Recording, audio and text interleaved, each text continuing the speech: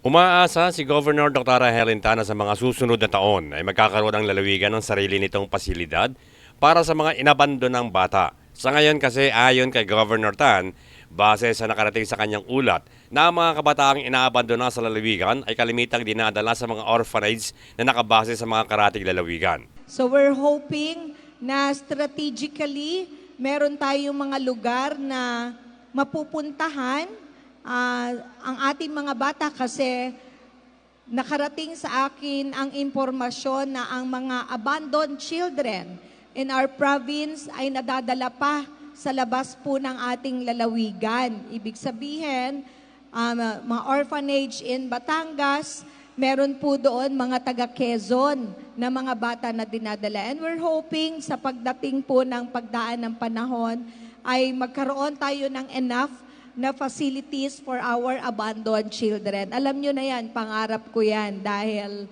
I'm a licensed foster parent, no? At isa po ito sa advokasya ng aming pamilya. And I hope yung ating mga municipal government will also allocate fund to support our mga facilities in Quezon kung saan meron po kayong mga bata na kababayan ninyo na dinadala po doon.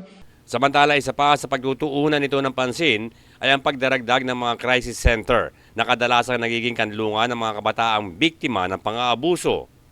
Kulang na kulang po tayo sa crisis center kung saan dito po dinadala yung mga bata na menor na de edad na naaabuso physically ng kapamilya nila, no? Bert Abrigo nag-uulat para sa DCDG 96.7 Destiny Radio at your service.